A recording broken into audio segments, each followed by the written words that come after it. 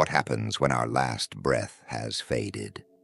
Is death truly the end, or is it simply a threshold to a dimension that defies our understanding? From time immemorial, mystics and philosophers have grappled with this question. Many religions seem to offer simple answers, yet ancient texts like the Bardo Thödol, often referred to in the West as the Tibetan Book of the Dead, tell a more profound story. They describe a journey beyond our familiar reality, a journey few truly comprehend. Welcome, fellow traveler of the soul, to the secret of secrets. Today, we'll delve into one of the most fascinating works of Tibetan Buddhism. It reveals what happens to our consciousness after death, like a roadmap into the unknown. But why were these teachings forgotten? And why were they kept hidden for so long? Prepare to part the veil between life and death with me. Perhaps in doing so, we may discover more about what it means to exist and to die. To understand the mystery of death, we turn to the legacy of the great master, Padmasambhava. In the 8th century, he was invited to Tibet by King Tresong Detsen to shape what would become Tibetan Buddhism. At that time, the land was deeply influenced by shamanic Bon traditions that clashed with the new Buddhist teachings. Rather than confronting these ancient deities outright, Padmasambhava is said to have tamed them through tantric rituals, incorporating them into Buddhist practice. In this way, old beliefs fused with the Dharma, forming a unique spiritual cosmos. Legend says Padmasambhava hid numerous texts and teachings, so-called termas, to be discovered at a later time. One such teaching is the Bardo Thödol, rediscovered in the 14th century by the Terton Karma Lingpa.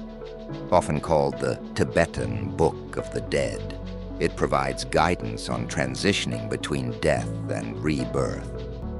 In Tibetan tradition, death is not a sudden end, but a passage, a moment when the veil between worlds grows thin. This is where the Bardo Thödol comes in. It is meant to guide the dying and those who accompany them to free the mind from fear and ignorance. The 3 bardos. According to Tibetan belief, consciousness enters 3 phases, or bardos, after death. Each intermediate state offers a chance for insight, or the risk of being caught once more in the cycle of suffering. Chikhai Bardo. The clear light. With physical death comes the Chikhai Bardo. Here, consciousness is freed from its bodily constraints, and one encounters a radiant, clear light. In Tibetan teachings, this light is the ultimate reality, pure energy that may be called the highest consciousness, or a higher self. Yet few recognize this light as their own nature. Those who cling to fear or desire may find it overwhelming and turn away. However, for those who see the light's true nature, the door to liberation, nirvana, opens without further rebirth.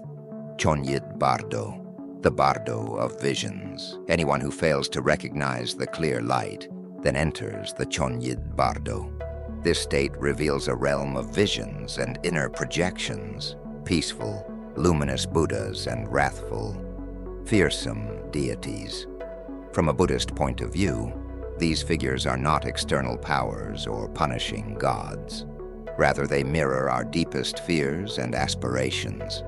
As C.G. Jung once suggested, gods and demons are manifestations of the unconscious mind.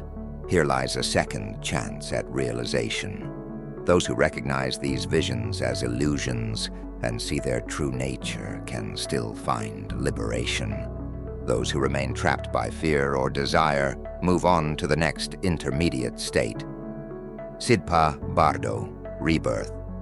Even in this realm of visions, failing to gain clarity leads to the Sidpa Bardo.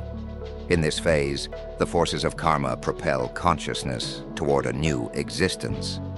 Attachments, emotions, and unfinished issues from previous lives guide us into rebirth. However, the teachings emphasize that awareness can tip the scales at any point. Realizing the emptiness of all forms and appearances can still free one from the cycle of rebirth, even in this final stage.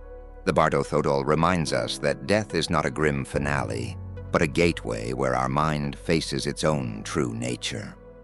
The real question is not just what happens after death, but rather how we live so we remain awake in every moment. Death is a mirror, revealing how tightly we cling to our fears, desires, and assumptions.